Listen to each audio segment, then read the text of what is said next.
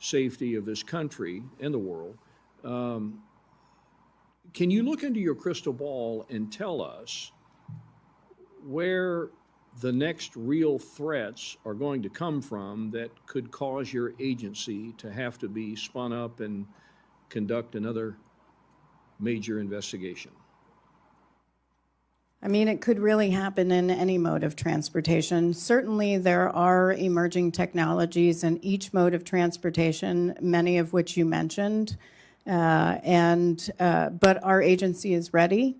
We have technology ourselves, but we're constantly evolving. As new technology comes out, we have needs there as well. We're making sure that our employees are ready from a standpoint of training. We do want to increase our investment in training for our employees.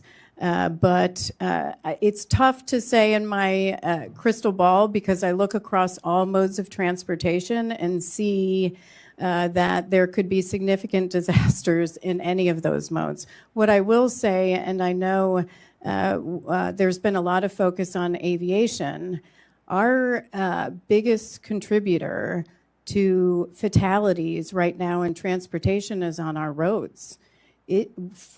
Over 40,000 people are dying on our nation's roads every year, millions injured. You know, we talk about transportation accidents as single accidents, but every day, an average of 112 people are dying on our roads. 112 people, and we don't blink an eye. There is so much we have to do to improve road safety across the U.S., and we have so many recommendations on that. If we can get that number down, that would be significant. That's 95% of all transportation fatalities. Mr. Clyburn talked about silos, how agencies perform in silos, and I think it's wise for an organization like yours that's going to be on the receiving end of the next tragedy that's going to happen, for you guys to be invited into some of those silos to help forestall maybe or prevent some of the future tragic accidents from happening. Mr. Clyburn. Well, let me extend on that silo business for a moment. I'm going to be hopping on this for a long time, Mr. Chairman. I made the mistake of spending some time with air traffic controllers. I'm never going up in one of those things again. I met with them 2 days ago, turned down all invitations, because I really, really feel that not enough focus is placed on air traffic controllers. I think they're tremendously understaffed. I know where the training takes place, and I'm all right with that. We need to expand. Either they need to build one in South Carolina or expand that facility in Oklahoma, wherever it is. I don't know that you're reporting on your status. Well, let me just put it this way. I'm haunted by the fact that talked about tragedy in Washington here. There was only one controller in the tower when it happened. That's the reporting. I have no idea whether or not that's true, and I understand that from the reporting that that was not unusual. But you talked about 2 pilots. I don't know. Is it true there was only one at the time? No, there were 5 at the time in the tower. There were 9 on duty. What you might be referring to is the combining of positions. There were 6 at one point during the day before 3:40 p.m., where actually it could have been 7, because they combined the position for clearance, delivery, and flight data, which is not uncommon, but they did combine positions for the helicopter position and the local traffic position into one. The person didn't leave, so it went down to 5 controllers at the time of the accident. That combined position was at 3:40 p.m. It stayed that way The person went on break, came back into rotation at 4:27 p.m. But in total, there were 9 people on duty that day. There were 9 people in the tower? I'm not talking about Five in the cab. at the time of the accident. Correct. Okay. Well, I don't know why that reporting is out there, but it's been out there pretty extensively, and I've been haunted by that. In talking with them, air traffic controllers, they tell me that they are tremendously understaffed. Tremendously understaffed. I don't understand how this country will tolerate air traffic controllers being tremendously understaffed. There's a problem with that I would hope that in your reporting of your studies that you will take a look outside of your silo and see what is happening with air traffic controllers and make some recommendations as to what we ought to be doing. So that, to me, is a very serious problem.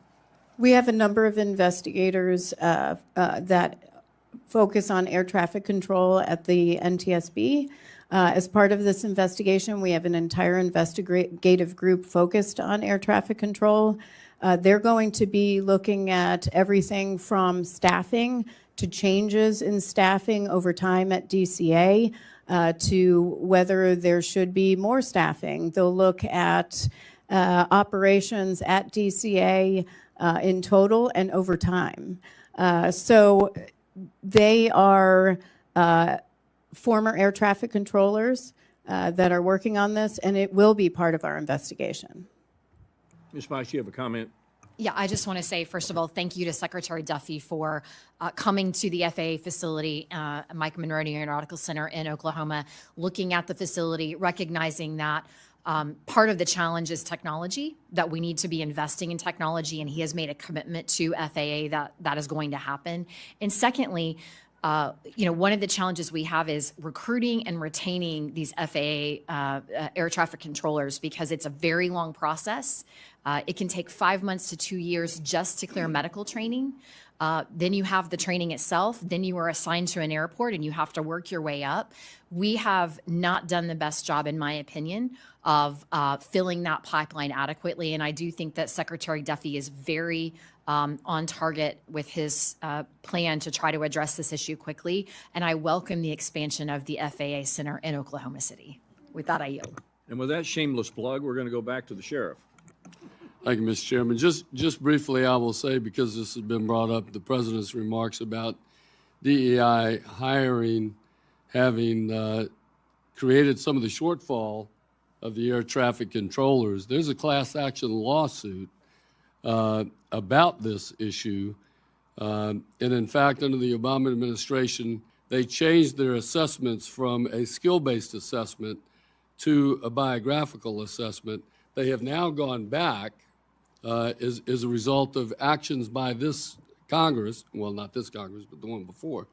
And so that 3,800 shortage that the FAA is looking at in ATS controllers is a result of qualified people being denied employment for DEI reasons, and that's why I think the President made that reference.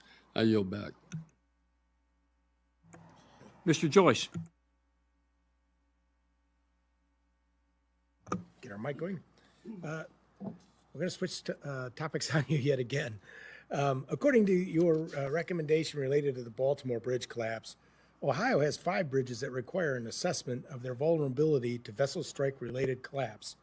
What were the most common issues or inconsistencies with the current vulnerability assessment requirements that led the NTSB to identify the 68 bridges in need of evaluation? So we worked with the Federal Highway Administration to determine our list of bridges.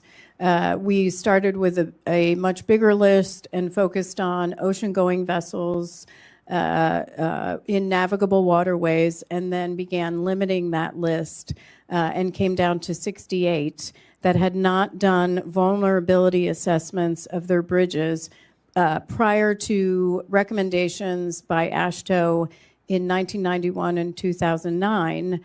which those recommendations were to look at your existing bridges and to do a vulnerability assessment. The vulnerability assessment was created in 1991 and updated in 2009. And at the time, they said for existing bridges that they should go back and do those vulnerability assessments. So we're recommending out of these 68 bridges that they go back and do that assessment. And there's pretty substantial data that they're going to have to put into that assessment. Some of the states may have done it, and we don't know, or I'm sorry, the bridge owners may have done it and we don't know yet, but we know that they need we felt so strongly about this that we issued an urgent safety recommendation so that they would determine risk and report that back to the NTSB and then take proactive measures to ensure safety. Do you foresee the NTSB then issuing further guidance on how bridge owners can reduce their risk? Or should bridge owners wait for guidance and risk education system from the Federal Highway Administration, the Coast Guard, or the Army Corps? So there is a guidance already out there by AASHTO, the state highway transportation officials, that's there, including how to do the method 2 calculations. The assistance would be helping them in getting the data, which is where the Federal Highway Administration, the Coast Guard, and the Army Corps of Engineers can be most helpful. Great. Thank you very much. Thank you. Ms. Meisch. Mr. Strong, bring us home. Thank you, and I'm going to bring it home quick. Number one, I wouldn't jeopardize an investigation under any circumstance, but the facts are 67 people lost their life at Reagan National. Greater than 850 takeoffs and landings happen every day at Reagan National Airport. My understanding, an air traffic controller is or was designated to solely do air traffic control for helicopters until 9:30 p.m. nightly. Was this helicopter air traffic control in their position the night of the crash, or had they left their post? The final report will answer most of these questions, and we await the completion of your investigation, and I think that will answer all the questions that members of Congress and the families that lost loved ones have. Mr. Chairman, I yield back. Yeah, thank you. In a good way to bring this hearing to a close. In the report that will come out, we can all have great confidence that it's going to be a highly professional, thorough, very detailed, conclusive report. And to that, Ms. Homendy, we are eternally grateful for what you and your team do. I want to ask you one final question. What did we not ask you today that we should have? Would you like to be an NTSB investigator? Because that is always the last question that we ask in all of our interviews. Would you like to hear what we need again for FY26? You know, you're talking to the people who will ultimately, I mean, we'll get a budget. We'll be presented a budget, and we know what happens to most of those presidential budgets, but eventually the Appropriations Committee, if in fact we can get back to regular order, we'll have to make some of the tough calls. So I think it's certainly within. The answer was 156 million. 156 million. We do need to get to full staffing. We need to provide the ability for our workforce. I'd like to increase training funds for our workforce, increase outreach to law enforcement and to firefighters, but that takes resources. We are very good stewards of our resources. I've gone through every single contract that we have to determine, is there anything here that we need to change? But, you know, and I will say, I did look at the cost for government requirements is going up. The cost alone for government mandates is $6.4 million to the NTSB from 2024. We looked across the agency. $6.4 million is pretty significant for a budget of 145. But here's what I will say. We also, when we ask for increased funding, we know that we also have to improve performance. We always strive to do better. When I came in as chair, I met with all stakeholders in all modes of transportation, not to figure out what we were doing right, to figure out what we were doing wrong and how we could be better. And we've looked at our risks proactively, and we know what we need to address. We are not perfect, but we strive to do better every day for our workforce, for the taxpayer. I think it's critical. There are a lot of agencies right now that are maybe need to look at right-sizing agencies. But for the NTSB, we do run lean, and we are good stewards of our resources, but that comes with a requirement that we need to be held accountable as well for delivering our accident reports, our recommendations. When I came in as chair, as you started, we had over 400, close to 480 accident investigations that were over 2, 3, 4 years old. We are now down to, well, we're down to, it fluctuates. Some days it will be 5 over, but it's usually for something that is not in our control. But we are down to 0. We eliminated that backlog because we invested in our workforce, and we said we had to be held accountable for delivering on safety. And we take that very seriously, our role. I will say in closing that this committee has been very supportive of the NTSB. Your staff has been incredible to work with. Each of you as members has been really supportive of our agency, and we really appreciate all your work. We know you have a difficult job to do. You have to balance a number of priorities. We just ask that you consider us among those priorities, because an investment in us will save lives. Well, it's easy to invest in an organization that's highly capable, highly competent, and well-led. Mr. Clyburn, final remarks? Well, thank you very, very much, Mr. Chairman. Let me just say this. I'm not much of a moviegoer. Every Christmas I do show a sort of a historical movie to a group that I spend the holidays with. And one of this past Christmas, 688. I would recommend that my colleague take a look at that movie and see what DEI is all about. I didn't see The Red Tails, which was the movie made about the Tuskegee Airmen. I think we have to, DEI is something we ought to be very, very careful about. Those Tuskegee Airmen gave service to this country, and most people you talk to coming out of World War II said that a lot of those fighter pilots would not fly unless those Tuskegee Airmen were flying with them. John Glenn would not go up on his flight into space unless those 4 African-American women signed off on it. So DEI is something we ought to be very careful about. And on that note, we thank you again for your time today, for your staff, for the work that you do on behalf of a grateful country. Thank you so much. This hearing is adjourned.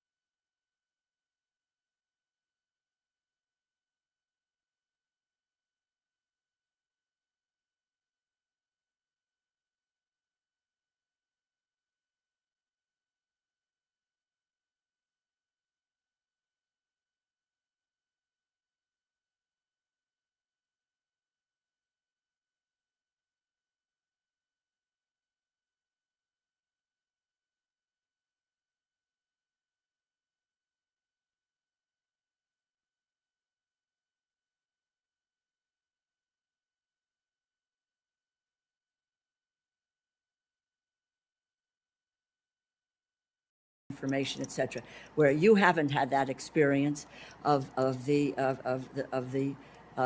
laying off of employees. Other agencies have, which you directly relate to, which may have an impact. The other piece of this is whether or not you are prepared.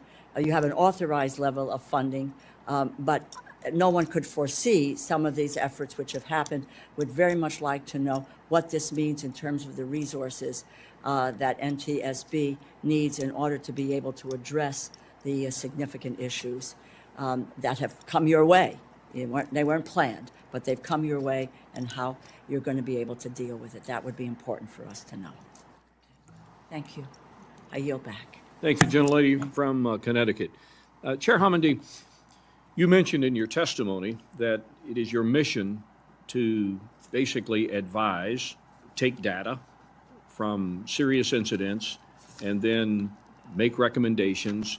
Though you have no authority to implement those, you have no authority to enforce such a recommendation. So let's go back to the Midair collision that happened back on January the 29th. It involved a helicopter, and we have up to that point had a lot of helicopter traffic up and down the Potomac, and particularly on what we now know as Route 4. But there had been recommendations, I'm assuming, made previously about the combination of helicopter traffic and passenger jet service flying into and out of Reagan National Airport. Had there been recommendations on helicopter traffic, specifically with regard to Route 4, which is right across the Potomac? We had not issued any recommendations regarding Route 4, but certainly as part of this investigation, that is one of our big focuses. So when you did your investigation, there were some pretty alarming conclusions made. Perhaps most alarming to me was the number of times, and I think this went back to like 2021, I can't remember, but 4 or 5 years, that the number of times where the separation horizontally and the separation vertically was very dangerous. And as I understand it, in vertical separation, less than 75 feet. So can you speak to the conclusions that your team has come up with in researching serious incidents prior to? Yes, and what we did is we looked at FAA surveillance data and then voluntary reporting system data. So that's reporting from pilots, reporting from air traffic control. Those are voluntary reporting systems. And then there's a mandatory reporting system for occurrences in air traffic control.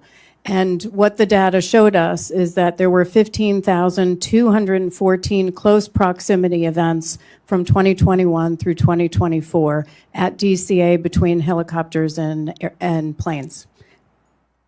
When federal agencies respond to your recommendations across the spectrum of them, not just particularly this case, what are the hesitancies involved in? Because I'm assuming they don't accept all the recommendations. They don't implement all of the recommendations. What are the various, and I'll use the word excuses, but what are the various reasons why many of the things that are recommended by the NTSB never find their way into certain protocols? Sometimes they'll use cost. Cost. That they'll say the cost is not justified by the benefits. I will say one thing that we're looking at as part of this investigation is ADSB out and ADSB in. ADSB out is required for commercial aircraft and has been since 2020, but ADSB in is not required. We've been on record since 2008 that ADSB in should be mandated, but the FAA has used costs as a reason not to mandate that. What that would have done or could have done, and we'll look at that as part of this investigation, is the CRJ, the plane, had ADSB out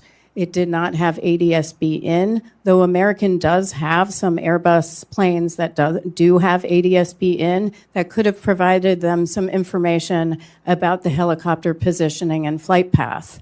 But that information was not available to them. We'll look at how ADS-B in could have helped as well as out, including at air traffic control throughout our investigation. Of all of the data-driven conclusions that were made, including the vertical and horizontal separation, what was most alarming to you? I think what is most alarming to me, well, two things, that you had reporting over years. In fact, there was reporting there was data going back to 2011 that traffic collision alerts were going off monthly as a result of close proximity to helicopters, and that's from 2011 through 2024. And so for me, all this data is being collected by FAA from operators, from others, from voluntary reporting systems. Where is that data going to trend potential accidents and incidents in the future? The next accident is in the data right now. And what are we doing to figure out what that is? The other most alarming to me is how nobody figured out, based on the glide slope going into runway 33, that if you look at the helicopter route, that there's only 75 feet of separation between a plane coming in to runway 33 max. That's 75 feet max. That route doesn't have lateral boundaries. And in fact, in this case, the helicopter was to the right of the route. So it's a very small margin for error. Thank you. Mr. Clyburn. Thank you very much, Mr. Chairman, Chairman Cole, Ranking Member DeLauro, and members of the committee. Thank you all so much, and thank you very much. I want you to know that last evening I submitted my opening statement that I would hope that will be entered into the record. But there's one particular Without objection. Thing in the opening statement that I would like to emphasize. But let me first join you in welcoming the chair here today. I always stumble over pronouncing her name, Homendy. Thank you so much. And Board Member Brown, it's good to see you, a longtime friend. And as we say down south, homeboy. Thank you so much for being here. In fact, the part of my opening statement that I want to emphasize here just for a moment is this. My belief that safety is non-negotiable, is not a nice thing to have, but rather a bare minimum as a necessity. And private profits should not be at the expense of the public safety and security of our transportation systems and the American people. Now, I travel back and forth to South Carolina weekly, and I become very familiar with your board, in large part because often I shared the seat with Chair Sumwalt, who chaired this board through several administrations. And we talked a lot about your duties and responsibilities. And particularly, I'm concerned about this whole question of efficiency. And as the chair will tell you, I'm a stickler for effectiveness. That's the E that I'm particularly concerned with. And so in view of the fact that in order for you to effectively do your job, there must be interactions with other agencies. We had a roundtable in here yesterday when all the talk was about silos. You cannot operate in a silo. If I were to take the home county of Mr. Brown, Beaufort, the Marine Air Station is located on one side of a bridge. Paris Island is on the other side of the bridge. The Naval Hospital is 2 or 3 bridges.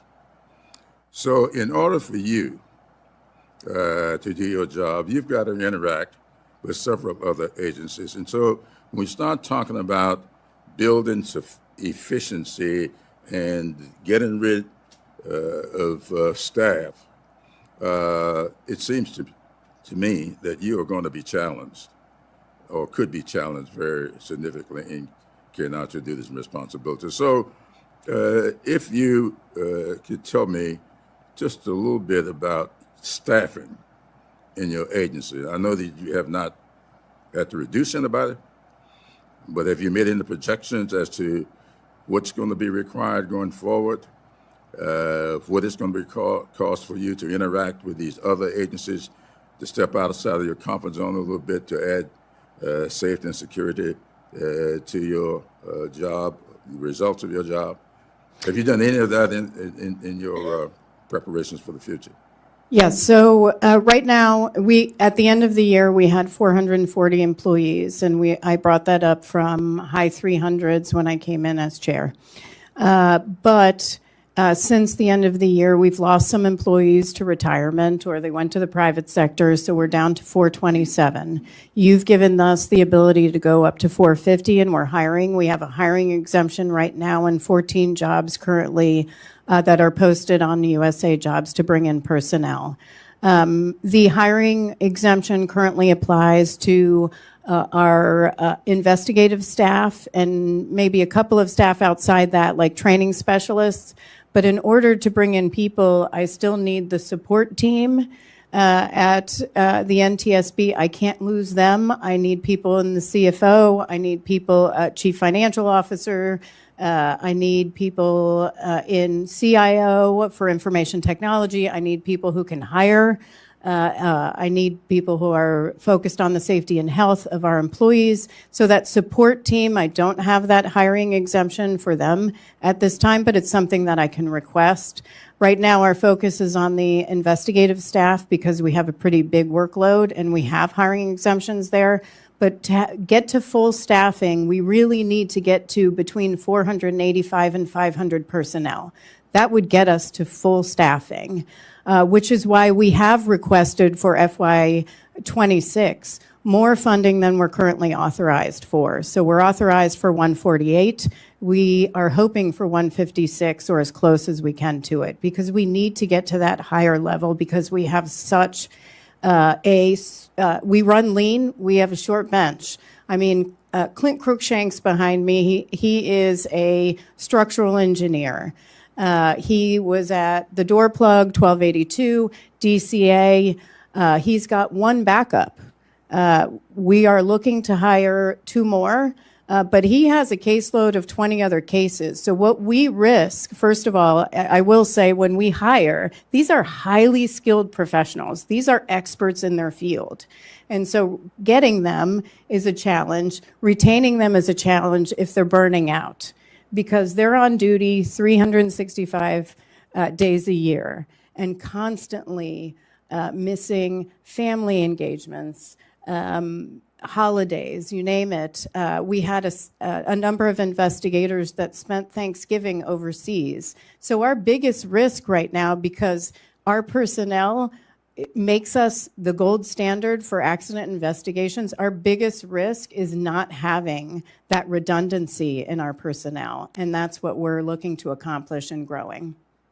Before I go to, thank you. Before I go to Sheriff Rutherford, just anecdotally, and life comes at your members, your staff, just like life comes at all of us.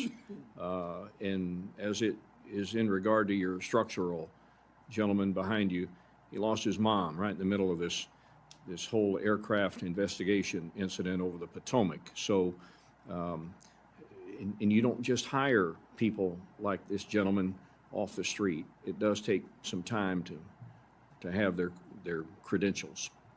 It also takes about 3 to 5 years in training to get the new hires up to be able to take over a major investigation. That is a significant investment on our part. Sheriff Rutherford. Thank you, Mr. Chair, Chairman Cole, and Ranking Member DeLaura, and Thank you, Chair Homendy, for being here this morning. And I'd be remiss if I didn't point out and say hello to my former mayor, Alvin Brown. Great to see you again, Mayor. I want to go back to the report on that you released in the middle of the Francis Scott Key investigation, because that to me is highly unusual for you all to do that, which means you're thinking there's a real serious issue here that we need to be paying attention to. And so when I look at this report, it becomes even more important to me when I see one of my major bridges, the Dames Point, the Napoleon Bonaparte Dames Point Bridge, is on that report, and it's part of the I-295 infrastructure. Hundreds of cars sit on that bridge every day, twice a day. And I see under the classification, it's critical and essential. And so can you tell me, is that a description of the bridge's function, or is that a classification of the bridge's danger? That's a classification that AASHTO, the state highway transportation officials, give to bridges. In their guide, in their standard, they designate bridges either as critical essential, meaning passengers have to get it. It's a key corridor. It's a key route. Okay. So it's more the use than the. And then there's others that are exposure. typical. That's correct. But there's also a tremendous amount of exposure on this bridge because it sits in between. It cuts right through our Jacksport operation, which is shipping coming in and out all day, every day, and it literally splits the port. So I'm really going to go back and get with FDOT and after your testimony and find out what we're doing in regards to that. So I thank you for that. Are there any critical next steps that you think we in Congress can do to expedite the number of 68, 69 bridges that haven't been evaluated yet? Just to encourage bridge owners and to work with the Federal Highway Administration and the U.S.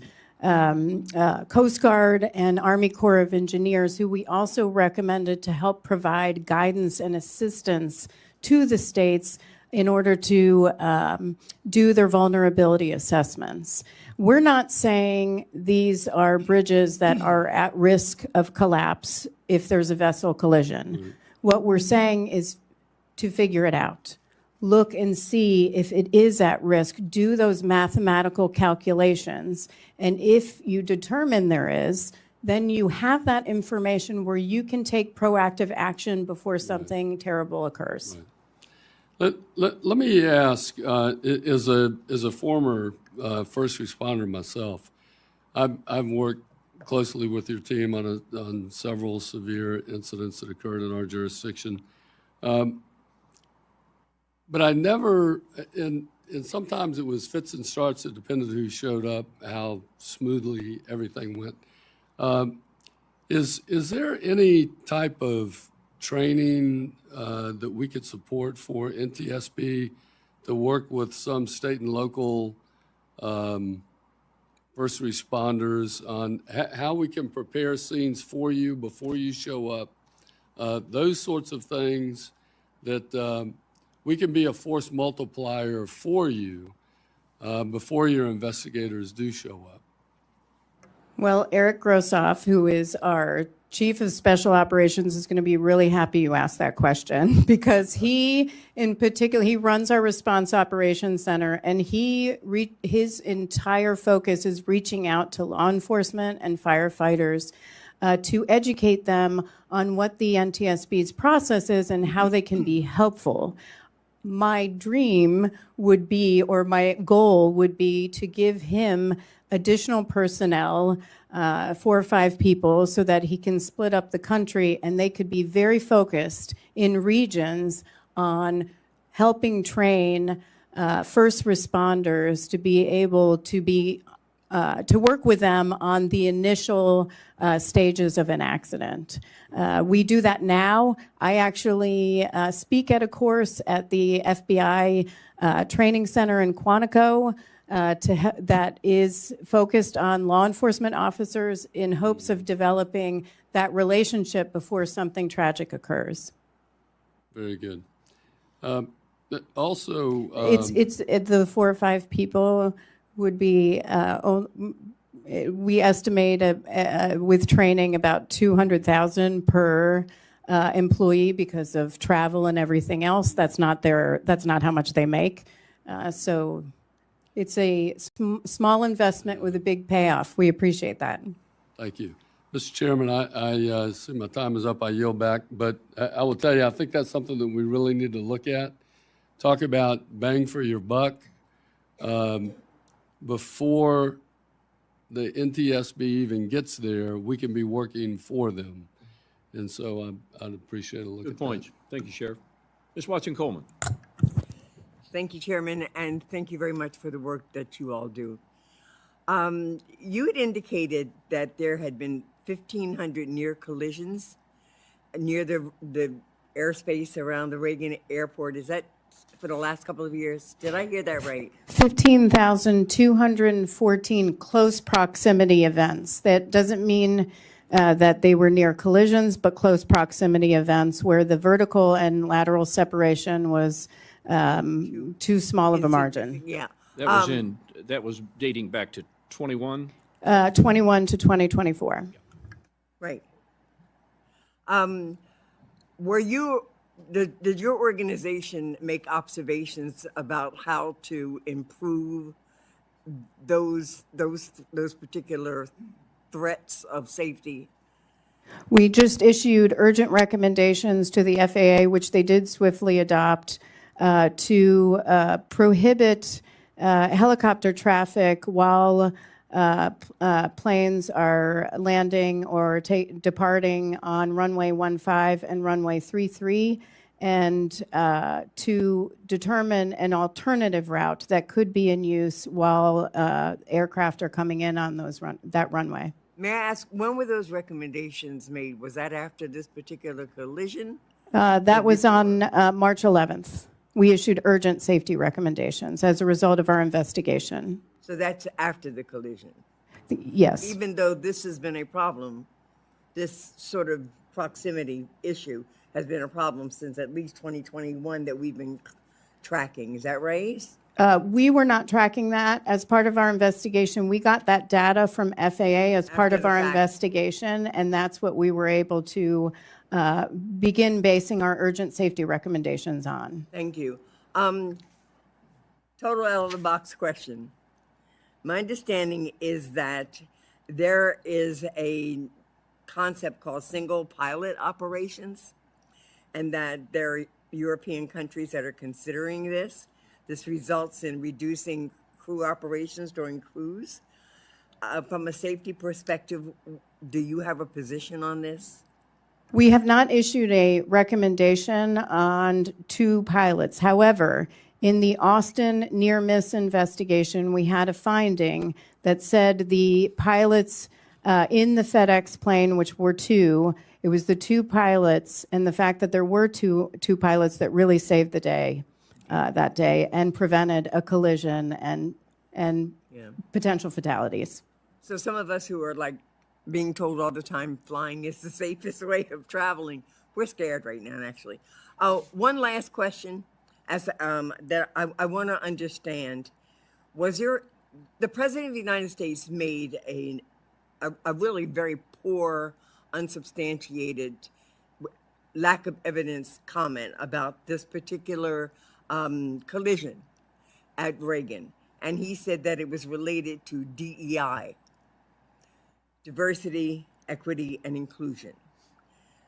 I know that's crazy, but did you find anything in the investigation thus far that would support that notion that this accident happened because of diversity, equity, and inclusion?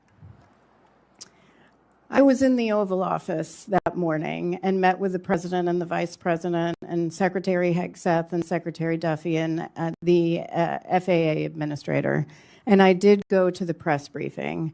The President held a moment of silence. He talked about the focus on safety for the investigation. He talked about having a report quickly. I'm sorry, ma'am, because my time has expired. I just need you to answer that particular aspect of my question. Was there a legitimate reason for the president to associate the tragedy that took place with diversity, equity, and inclusion, which means that we weren't holding pilots to be all white, straight males? Yes or no is the answer. Was there any? Did you I can't find speak for anything? the President, and we haven't finished our investigation. Okay, well, I do hope that when you finish your investigation, that, There was a preliminary report. well, The okay, preli- did the- your preliminary report include anything of We, that ilk? we still have to evaluate all training and qualifications documents. Let me just tell you, this is not the time to allow these misstatements to be made and to be unaccounted for, because it negatively impacts both what the general public thinks and is concerned about, but it also impacts the people who are trying to do their jobs. And there's nothing that we have found that diversity, equity, and inclusion has created negatively in people doing their job. On the contrary, loyalty and sycophants seems to be the order of the day, and it's definitely negatively impacting this federal government doing its job. Thank you, Mr. Chairman, and I do yield back. I try to be very generous in how I preside, but it's time to move on. Ms. Bice. Thank you, Mr. Chairman, and thank you, Chair Homendy, for being with us this morning. I first want to start out, you mentioned that you had issued a urgent safety recommendation to close Route 4 on March the 11th.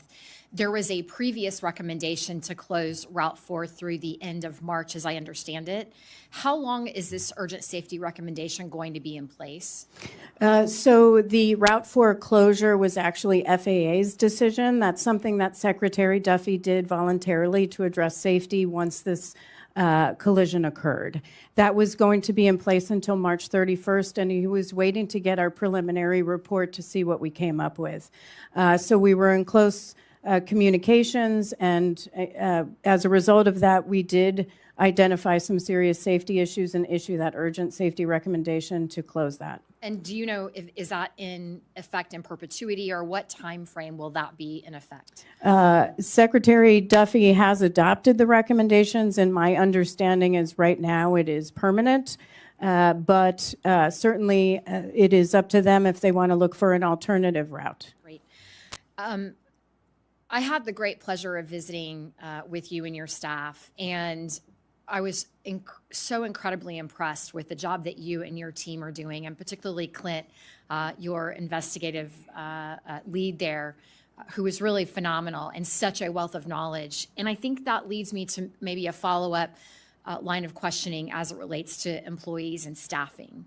The people that work at your organization have such incredible experience. It takes time. I believe Clint is a structural engineer by trade, if I remember correctly. And so taking that knowledge and being able to utilize it to examine these accidents and figure out how to keep the public safe is time consuming. You talked already a little bit about staffing issues. Tell me, what is your plan to try to hire more of these folks with this specialized background and keep them in your organization? This is a very stressful job. It is time consuming, as you mentioned, with families, but they're seeing a lot of really, terrible things. And so what are you going to do to be able to not only recruit folks to join your organization, but to keep them? Well, we do a lot of outreach.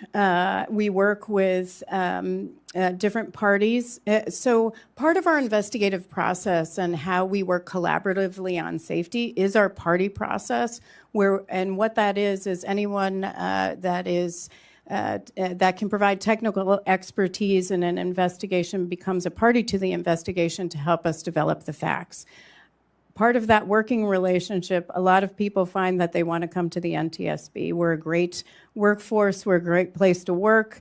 We want to keep them. We also want to prevent burnout as well, which I think is a real concern. My ideal would be able to have a situation where Clint or Sean, who runs our recorders division, or Sarah, who is part of the family assistance team, can take time off to be with their families and not be in rotation and have a backup, some redundancy there so others can come in so that we can keep them at the NTSB. Is there a request from Congress that will allow you to be able to do that? Is it just additional funding, or are there other things that we could do to be helpful in that way? What would be helpful, 70% of our budget is our workforce. And so a lot of agencies need billions of dollars. What I need for FY26 is between $150 and $156 million. $156 million is what I asked for. Million, not billion, M, not a B, M. And that will help us get towards that full staffing level that helps keep our workforce that is highly skilled. They could go anywhere and make millions of dollars. Don't do it. But they could, and that's what we lose. I mean, frankly, during telework, we were losing a bunch of employees to other agencies that had more flexible telework programs. Now people want to come to us. So I think that speaks very highly of our workforce, but we do need funding. And one last quick question before my time expires. You mentioned there's currently over 1,000 open recommendations that you all have made as a result of your investigations. Can you tell us how the NTSB coordinates with DOT and other agencies on these recommendations? You said you don't have enforcement authority, nor do you want it, regulatory oversight. But tell us how you make sure that these recommendations are actually being adopted. So we have a safety recommendations team. Actually, most of our recommendations don't go to federal agencies. Most of them are to the entities that may be involved with our investigations, or say a local fire department, or state responders. There might be state police. So we issue recommendations to many different entities. And throughout the investigation, our biggest hope is we don't issue a safety recommendation, that they improve safety through the investigation. But we do have an entire team focused on implementing our safety recommendations, and they meet quarterly with, say, the federal agencies to figure out how they're meeting them. One thing people don't realize is just because we issue a safety recommendation doesn't mean you're stuck with that safety recommendation. We are open to an alternative. PHMSA, the Pipeline and Hazardous Materials Safety Administration, and DOT is an expert at this. They come back and say, we can't do this because we're not going to be able to implement it this way. How about we do it this way? And then we reconsider the recommendation and say, great, that's an alternative that will meet the intent of that recommendation. So we actually encourage, when we talk about cost, we encourage agencies and others to come back to us with some alternative. It doesn't mean we know everything about their operations. They may know something we don't know. So please tell us, is there a different way to do it? Mr. Chair, I appreciate the extra time, and with that, I yield. Mr. Joyce.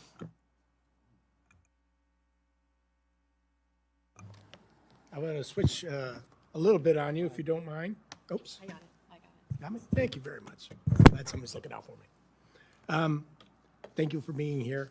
But on my question goes back to, Chairman, a little over 2 years ago, the Norfolk Southern train derailed in East Palestine, Ohio, spilling the toxic chemicals, as you know, that continue to affect the health of the local communities today. Your investigation into the vent and burn of all 5 derailed VCM tanks addressed the communication and decision-making processes that led to the vent and burn, and the availability of sound criteria for when a vent and burn is appropriate. Can you give the committee an update on your recommendations for ensuring the proper assessment of when to use vent and burn procedures in the event of an emergency? That recommendation is still being implemented by Norfolk Southern, and we continue to follow up. It's not something that they have fully developed yet, but it is something that we are monitoring and encouraging them to implement. Now, have you seen any of these recommendations implemented by other rail systems and or their contractors since your report was released last June? No. Thank you. Recognize East Palestinians and surrounding areas have obviously growing concerns that there will be long-term health effects because of the exposure to these chemicals. Recognizing that your staff has incredibly demanding schedules, therefore time constraints, how long does staff work with families impacted by disasters like East Palestine? So we currently are working with 1,187 families with active about 470, I think, right now cases. But we, from the initial stages of the investigation, when we were on scene, we are meeting with the families within. When they arrive, it could be within 24, 48 hours, but we begin that communication and we carry that through the course of the investigation. Anytime there are updates, they get notice first. Anytime there are recommendations prior to the final report, we talk with them and meet with them, and then sometimes families become advocates for safety and want to work with us to implement our safety recommendations. And so they'll work with us for years to implement those safety recommendations, and we really cherish those relationships. We've certainly seen that in East Palestine. Yes, in East Palestine, in the Conception dive boat in California, where the families of the 34 who died are still working for change. So if I'm hearing you correctly, then your agency doesn't stop when the report is issued. It continues to work through as they receive further information. Yes, so well past preliminary report through the final report, and then once the final report is issued, family members, some want to become advocates for safety, some don't, and then our safety advocacy team will work with them to coordinate for implementation of our recommendations. I want to switch up again on you. Though 34 states have changed their laws regarding legal marijuana, it's still illegal everywhere to drive while intoxicated. In a 2022 report, your researchers found that current testing practices and protocols need to be improved to better detect a driver's drug use and accurately report the prevalence of drug-impaired driving. The lack of a standardized drug testing and reporting hinders understanding of the issue and development of policies that can reduce impaired driving, as well as treatment options for those with substance abuse disorders. We need to be doing more research, especially in the development of tools that will help identify the presence of drugs in drivers in themselves and others by them operating these vehicles endanger the motoring public. What does the NTSB recommend other federal agencies and state governments do to address the rise in drug-impaired driving accidents, especially as more communities across the U.S. are beginning to legalize recreational marijuana and be subjected to this? Yeah, we have long worked on against drug-impaired driving. We work with states. We recently did an investigation in Oklahoma where some teens died, and it involved drug-impaired driving. And actually, we had found that and this is really across the United States. I'm sure you all remember that when we all went to school, we had driver education and as part of our school curriculum.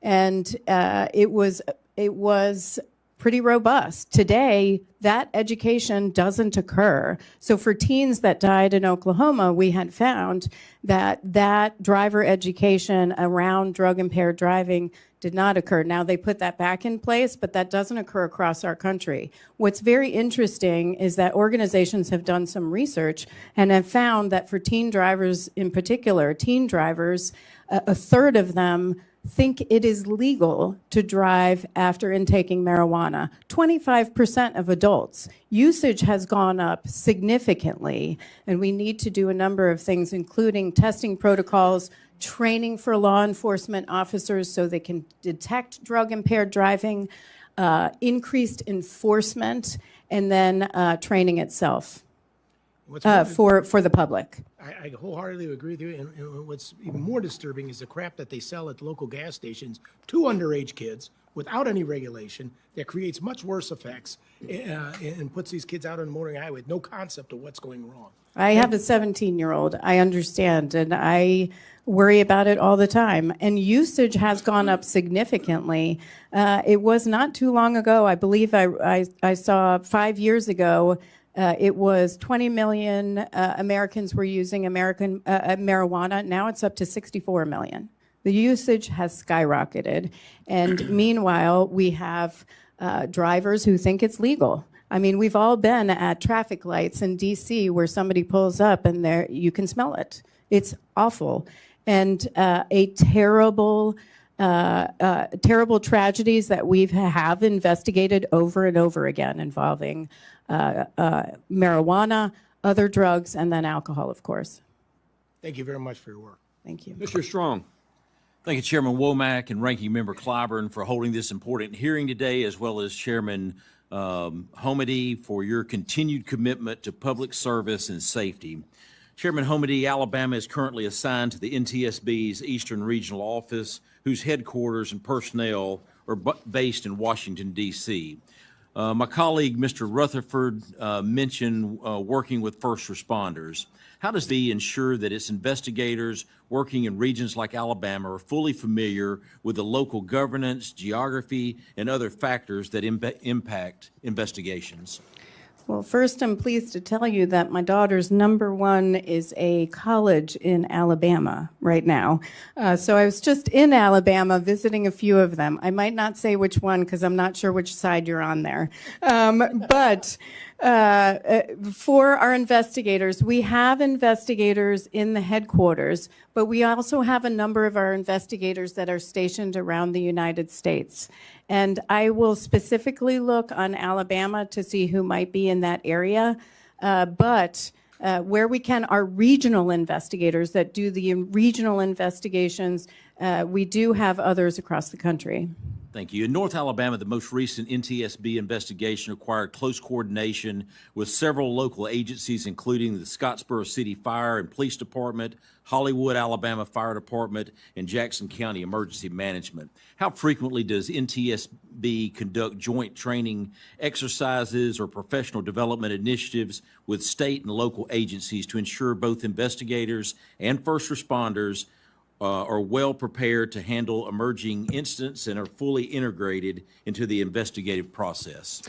I would have to get you exact figures, and I can do that for the record. However, we do a lot of training with law enforcement and fire personnel, and we would like to do a lot more. We think it's critical. Right now, we'll have first responders who call us and report accidents and say, what should we do here? Others who have developed relationships with us. So we do think it's critical. I'll get you figures. Chair Homendy, in your written testimony, you highlighted the importance of enhancing the NTSB's use of data to drive greater effectiveness and innovation. Huntsville, Alabama is the largest city in the state of Alabama.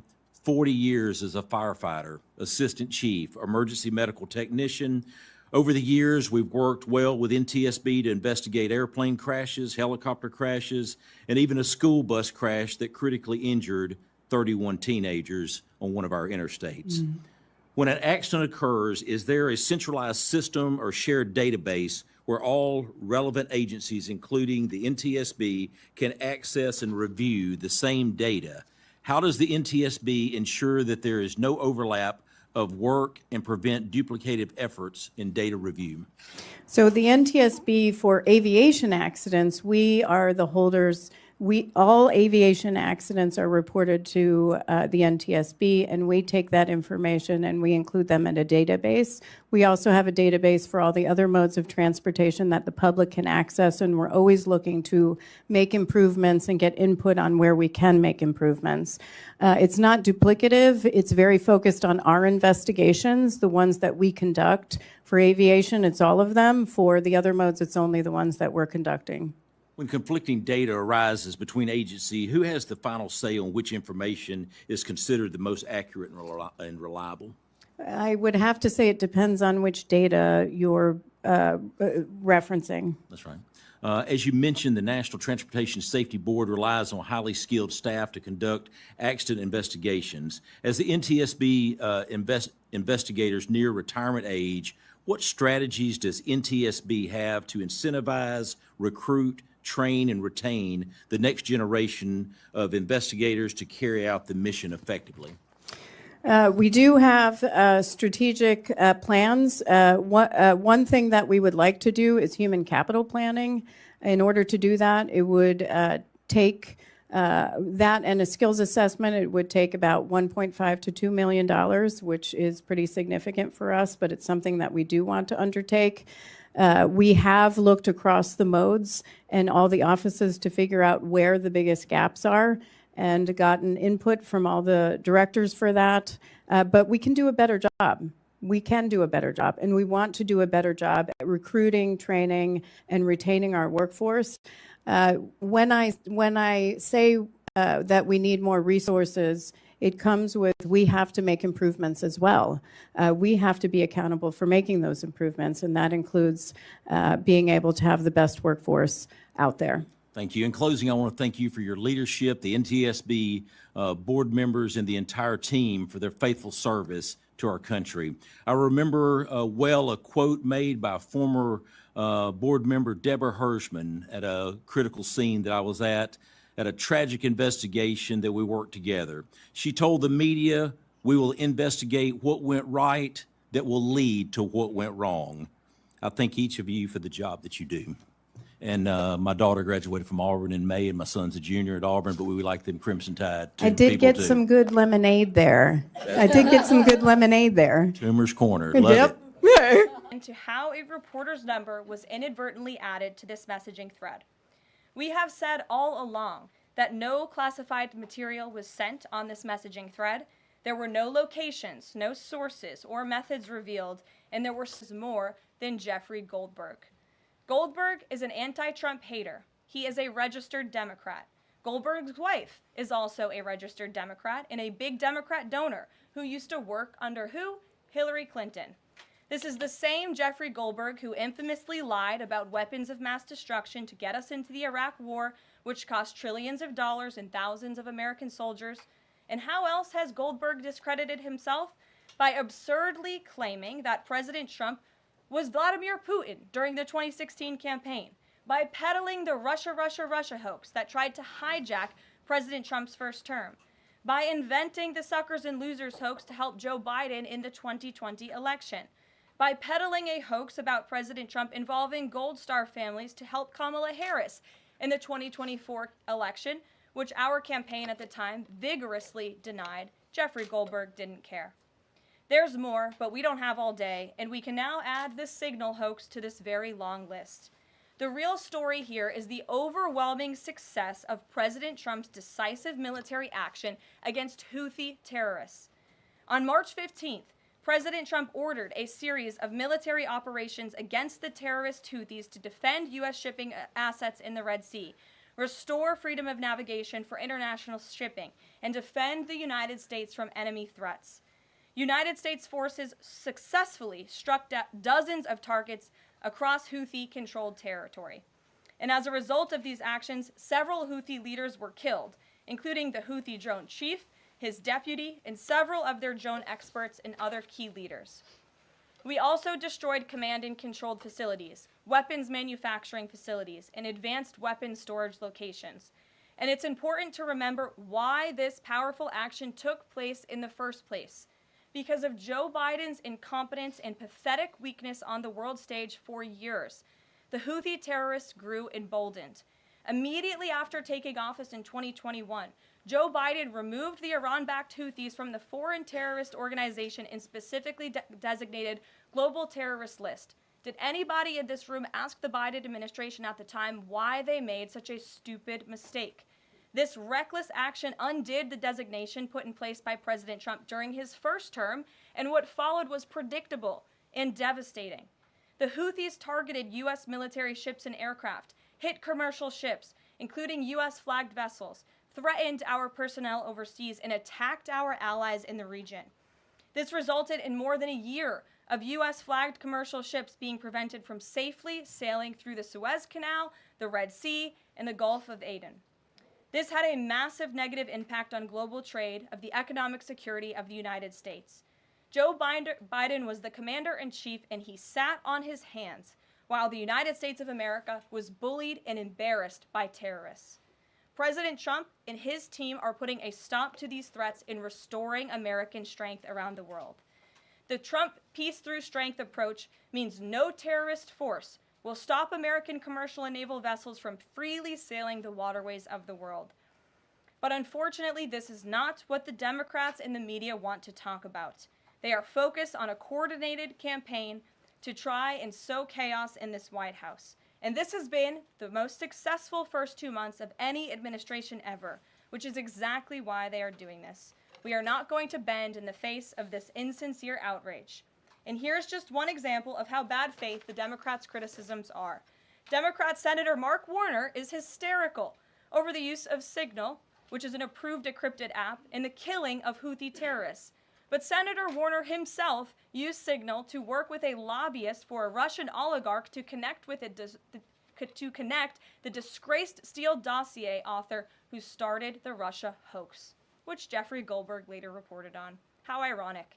We're not going to lose focus of the bottom line, which is that Joe Biden's weakness enabled and emboldened Houthi terrorists, and President Trump's strength and resolve eliminated those terrorists. Here in our new media seat today, we have Lindsay Keith. She is the managing editor for Merit TV and serves as their White House correspondent. Merit TV launched 1 year ago and creates and distributes content across diverse platforms. We're glad to have you with us, Lindsay. Please kick us off. Thank you, Caroline. I appreciate it and this opportunity for Merit TV. 2 questions, if I may. One on Signal, one on the economy. Sure. On Signal, how comfortable is the president with what was shared so far now that the chain has been released? The president's view on all of this remains the same today as it did yesterday. And I think it speaks volumes about the leadership of this president that he went directly to all of you, members of the press corps. He was asked, do you want someone else to go out and do a briefing? And he said, no, I will tackle this story. I will discuss it. The people need to hear from me about the situation. And so his thoughts on this remained the same today. He has placed great trust in his national security team. And as for the usage of Signal, as the president said yesterday, as the CIA director has testified under oath, this is an approved app. It's an encrypted app. The Department of Defense, the Department of State, the CIA has it loaded onto government phones because it is the most secure and efficient way to communicate. As for, again, the original situation in this messaging thread, the National Security Council, the White House counsel's office continues to look in to how this mistake, which the National Security Advisor has owned, occurred, and the president has ensured they are doing that. On the economy, consumer confidence hit a 4-year low this month. Can you help explain to the American people how tariffs will help them in the long run? Yeah, absolutely, and I'm grateful for the question. The American public will hear later this afternoon from the president directly on the topic of tariffs. And as you all know, April 2nd day, President Trump has proudly dubbed it Liberation Day for